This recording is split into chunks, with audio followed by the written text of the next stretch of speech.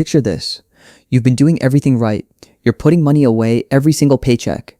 You set up the automatic transfer. You're tracking your spending, at least on the months you feel motivated. You've said no to the nicer apartment, no to the car upgrade, no to the vacation your entire friend group posted about on Instagram while you watched from your couch. Then after 5 full years of this, 5 years of discipline and patience and telling yourself it'll be worth it eventually, you open your investment app and your balance says $62,000, 62. And you stare at that number and you think, this is it? 5 years of sacrifice and this is what I have? And then your coworker Marcus, who does not seem to be doing anything particularly different from you, casually mentions at lunch that he just crossed $500,000 in his brokerage account, like it's just a normal Tuesday, like that's not a completely surreal amount of money. And something inside you breaks a little. Not into jealousy exactly, more like quiet despair. My name is Nico, and today we're going to talk about why your first $500,000 is the slowest, most psychologically brutal stretch of the entire wealth building journey, and why everything that comes after it grows in a way that will completely change how you think about money. Because what Marcus has, and what you might assume is some secret or some unfair advantage, is almost certainly not what you think it is. And by the end of this video, I want you to feel something that I think is genuinely rare in personal finance content. Not just motivated, not inspired in some vague, temporary way. I want you to feel the math working for you, right now, even when you can't see it, and understand that the only real threat to your financial future is quitting before the curve hits. If you're new here, hit subscribe. We cover wealth psychology and behavioral finance in a way that actually connects to real life. Let's get into it. Here's what almost nobody explains about building wealth. Every conversation about money focuses on the destination, the $1 million milestone, the early retirement, the passive income that sets you free, but almost nobody talks honestly about what it feels like to be in the middle. In that long, slow, grinding stretch where you are genuinely doing everything right and your portfolio seems to barely move. And that gap between what you expect and what you actually see in your account is exactly where most people quietly and understandably give up. Not with some dramatic announcement, they just stop. They redirect the money towards something that feels more immediate. They tell themselves they'll restart when things settle down, and things never quite settle down. So let me give you some real context first, because the numbers matter here. According to the Federal Reserve's Survey of Consumer Finances, the median American family has about $87,000 saved for retirement. And the median for people specifically in their 30s, the decade where financial momentum either starts building or quietly stalls, is closer to $45,000. Now that's not nothing.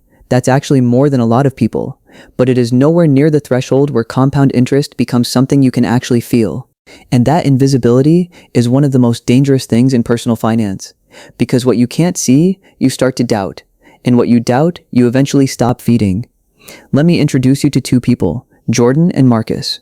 Both 27 when they start, both earning around $74,000 a year. Both smart, both financially motivated, both watching the same kind of YouTube videos about money at night. The only real difference is timing. Marcus starts investing $850 a month at 27, not because of some profound financial awakening, but because his older brother sat him down one afternoon and showed him a compound interest chart. That was enough. He's been consistent ever since. Jordan, same salary, same goals, tells herself she'll start investing seriously once her student loans are gone, once she gets more settled at work, once life slows down a little. She starts at 34, 7 years later. Now here's where it gets really interesting. By the time Marcus is 37, 10 years in, his portfolio has grown to approximately $156,000. Jordan, who's 3 years in at this point, has around $38,000. The gap is already notable, but the part that really matters isn't the gap itself. It's what's about to happen to that gap. Because Marcus's $156,000 isn't just growing from his monthly contributions anymore. It's growing from its own growth. And that distinction, contributions versus compounded growth, is the engine most people can't feel until it's been running quietly for years. Let me show you the math. At an average 8% annual return, which is conservative compared to long-term historical S&P 500 averages, Marcus's $156,000 earns approximately $12,480 in a single year, just sitting there. That's over $1,000 a month in growth that required no extra work, no extra skill, no extra anything. It just required the money to already be there and be left alone. Jordan's $38,000 earns about $3,040 that year. Still compounding, still moving, but the engine is smaller. And here's the honest truth about this whole game. The engine only grows if you feed it early and resist the very human urge to touch it. Fast forward to age 45. Marcus has crossed $520,000. He's hit the curve, and something has fundamentally shifted, though he might not even be able to name exactly why. His $520,000 earns roughly $41,600 in a single year without him lifting a finger. That's $3,466 a month, $109 a day, while he sleeps, while he sits in rush hour traffic, while he does literally anything other than think about investing. The money is working harder than he is at this point. And next year, he's not starting the year from $520,000. He's starting from $561,000, and then $605,000, and then $653,000. The numbers start accelerating so fast, it almost feels unfair. This is the hockey stick. This is what Charlie Munger meant when he described compounding as the most powerful force in finance. And it is not a metaphor. It is a literal mathematical curve that turns painfully slow into shockingly fast, right around the moment most people have already walked away. Jordan, at 45, is sitting at about $188,000. She's not in trouble, she's still in better financial shape than most Americans her age. But she's not at the curve yet, she's still in the quiet years. And that is precisely where the psychology becomes the real enemy. Because here's the part that will genuinely blow your mind when you sit with it. The biggest threat to long-term wealth is not a bad investment.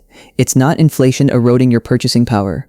It's not even a market crash. The market has recovered from every single crash in recorded history.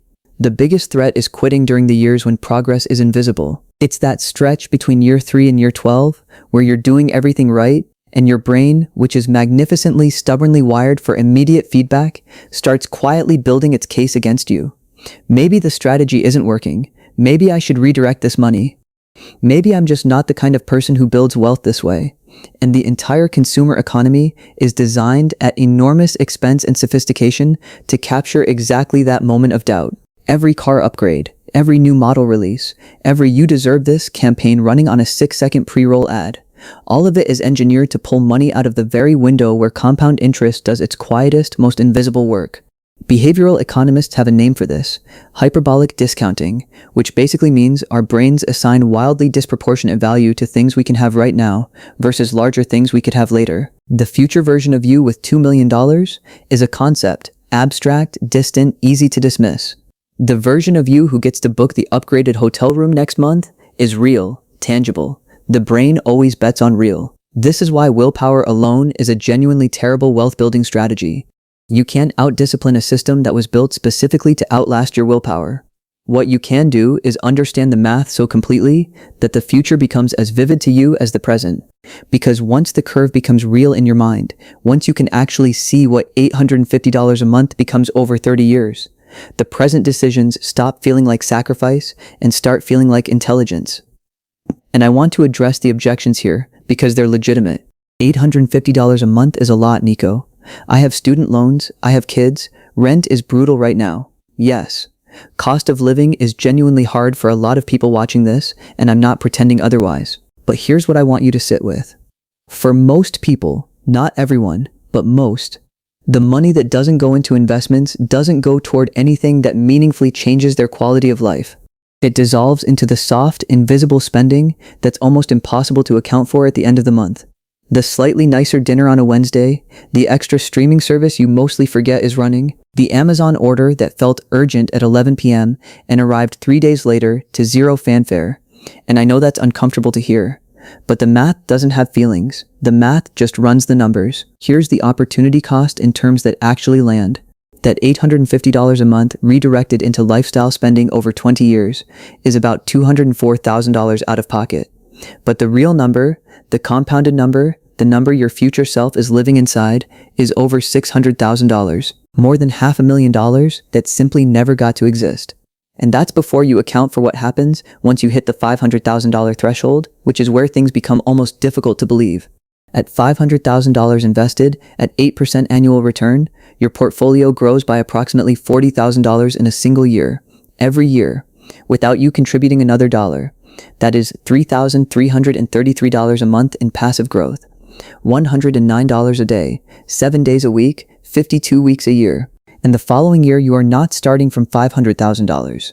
You're starting from $540,000 if you reinvest everything and don't withdraw. And that earns $43,200, and then $46,700, and then $50,400. The acceleration becomes almost dizzying. This is why people who cross the $500,000 mark often describe it as the moment investing finally clicked for them. Because below it, you're mostly feeling your own contributions. Above it, you start feeling the compounding do the heavy lifting. And those are two completely different experiences of the same strategy. Marcus, by 65, has somewhere between $2.9 and $3.4 million, depending on market conditions over those years, from $850 a month, from time, just time. Jordan ends up around $1.7 million, which is genuinely a wonderful outcome, better than 95% of people who never had this conversation. But there is a $1.4 million gap between two people with identical incomes and identical financial motivation. The only variable was 7 years. 7 years that felt, in the moment, like I'll get to it when things settle down. And here is the identity piece that I think matters even more than the numbers. When you genuinely internalize this math, not just understand it intellectually, but actually feel it in how you see money, you stop making the same trade-offs. Not because you've become some disciplined monk, but because your perception shifts. You stop thinking about the price of things and start thinking about the cost. The $38,000 car doesn't cost $38,000. It cost $38,000 plus the $340,000 it could have become in 30 years. The $200 weekend away doesn't cost $200. It costs $200 plus whatever compound growth you're still in the early innings of. And some of those costs are absolutely worth paying. I'm not saying drain all joy from your life in the name of a future balance sheet. But when you see the real cost clearly, and you consciously choose the thing anyway, that is a completely different relationship with money than most people ever get to have. That's agency. That's clarity. That's the difference between choosing your lifestyle and being quietly trapped by it. You are somewhere on this curve right now. Maybe year 2, watching your balance crawl and wondering if any of this is real. Maybe year 8, closer to the bend than you have any idea. Maybe you're watching this at midnight, trying to calculate how far behind you are. And I want to tell you something I genuinely mean. The curve doesn't care when you start, it cares that you stay. The compound interest does not have an opinion about your past. It just runs forward from wherever you put the fuel in. And the quiet years, the years where progress feels invisible, are not evidence that the strategy is broken. They are the strategy. They are the years the engine runs before you can feel it. You are not behind. You are building the runway, and the plane will fly. It always flies. If this video shifted something for you, share it with someone who's in the quiet years right now. Someone who's about to stop right before the curve. That might be the most valuable thing you do with the next 30 seconds. And if you want to go deeper on the psychology of money and what actually drives long-term wealth, there's a lot more on this channel. I'll see you in the next one. As always, this is for educational purposes only and is not personalized financial advice. Please consult with a licensed financial advisor before making any investment decisions.